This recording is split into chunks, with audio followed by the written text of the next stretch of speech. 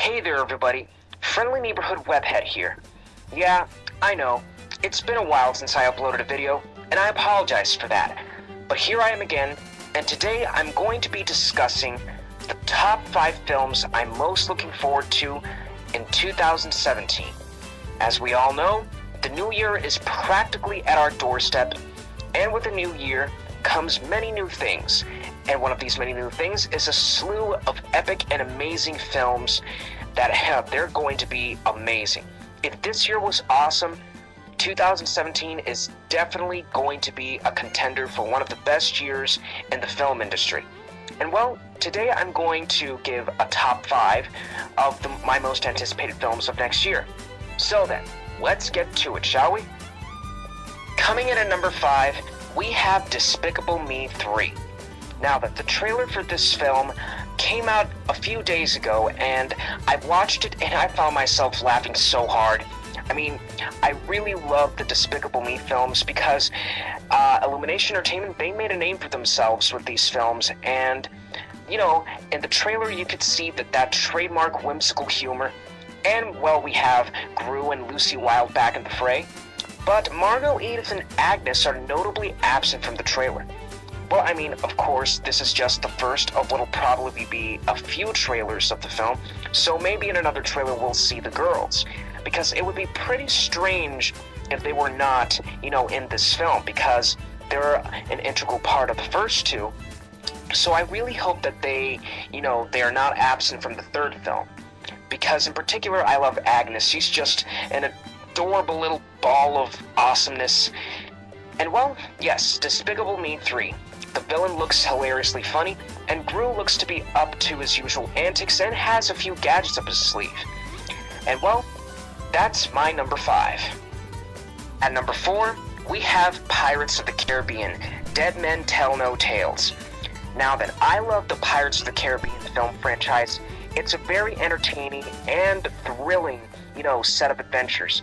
And I've loved all 4 films. Like, I know that On Stranger Tides wasn't received too well, but honestly, in my opinion, I thought it was a really good film. But, well, you know, that's just my opinion, though, and all of you have your opinion. But anyways, to the point.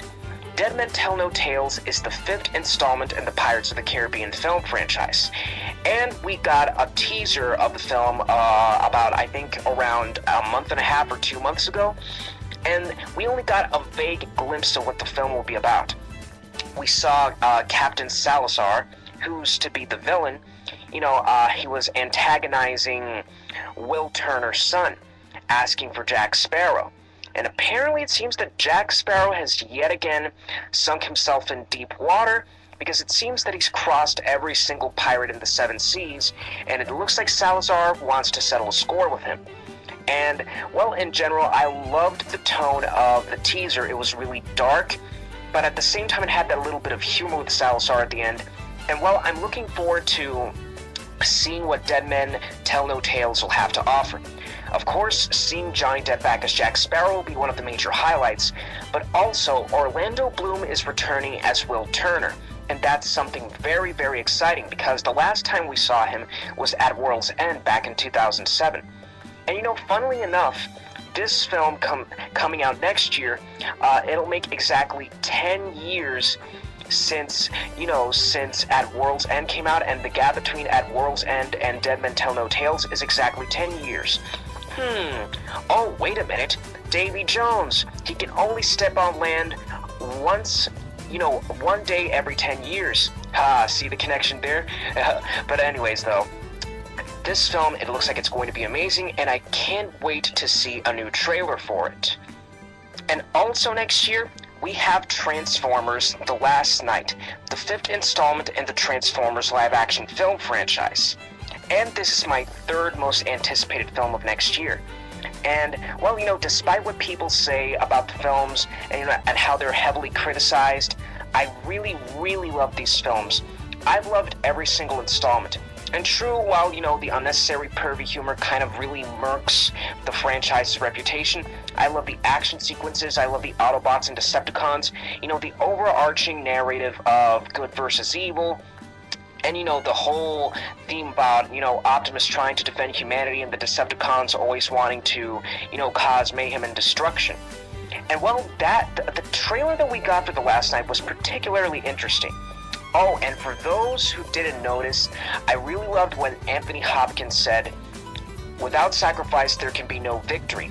That was a direct reference to the Witwiki motto, and I just loved that.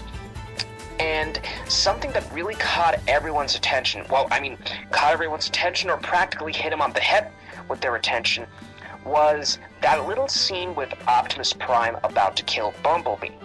Now, many people have theorized that either he's being controlled by Unicron, hence his purple eyes, or that he's Nemesis Prime, an Optimus clone created to confuse the Autobots into thinking that Optimus betrayed them. Whatever the case, this newest little plot twist is very exciting, and, having Optimus go out against everyone, that's going to be a pretty crazy stuff. Oh, and there's one of the characters that was in the first 3 Transformers films, Sergeant Lennox, if I'm not mistaken, he's going to make a comeback. Epps, if I'm not mistaken, will also return. And, it'll be nice seeing old faces come back.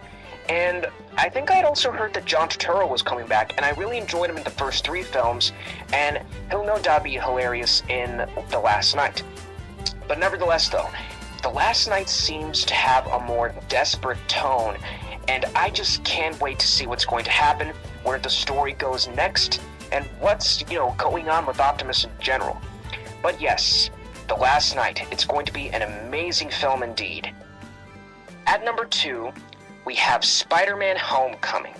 Now, I think it's pretty obvious, but I have been a huge Spider-Man fan since I was a child.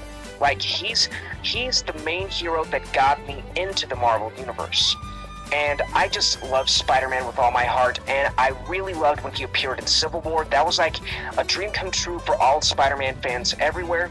Now he's finally a part of the Marvel Cinematic Universe. And now that he's in on this, Spider-Man Homecoming will be, the Marvel Cinematic Universe's first outing with the Webhead.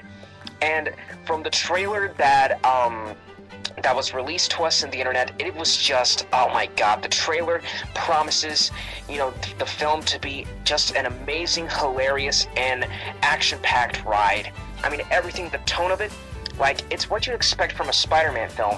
Peter Parker, coping with the situation he's in, being a high school student, he's growing into a man, and he's growing into his powers, and, in essence, he's searching for his identity, he's searching for his sense of self, and, well, with now in the bigger picture that he's in the Marvel Cinematic Universe, he has the Avengers, he looks to them like role models, particularly Tony Stark.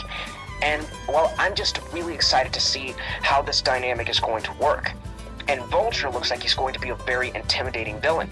And Shocker's also going to be in the film, though he wasn't shown in the trailer. But he was confirmed to appear in the film a while back. In Cinema Blend, if I'm not mistaken, I read the article. But yes, Spider-Man, his suit looks amazing. Tom Holland is doing a magnificent job, nailing the witty personality of Spider-Man, with the geekiness of Peter Parker. It's just perfect. And I really can't wait for this film to come out. My god.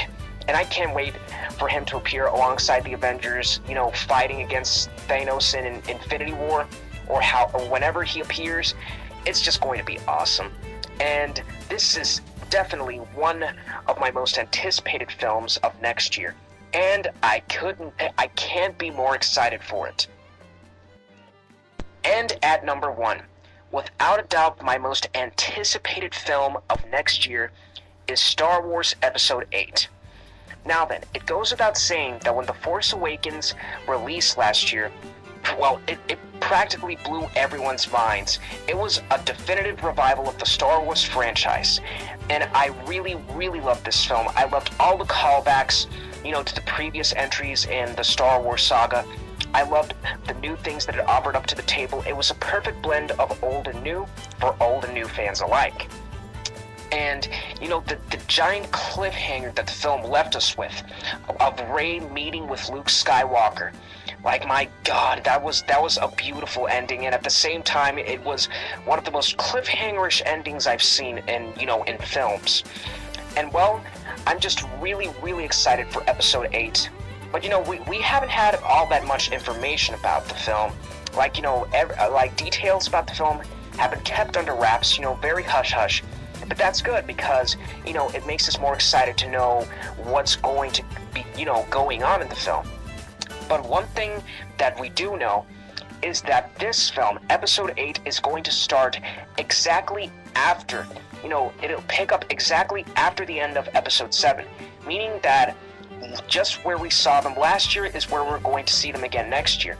And, you know, it's awesome because it's one of the first Star Wars films that actually begins after a previous episode. And, you know, that's just amazing. And, well, you know, I just can't wait to see Rey and the rest of the new cast again and see what new problems they'll be facing with.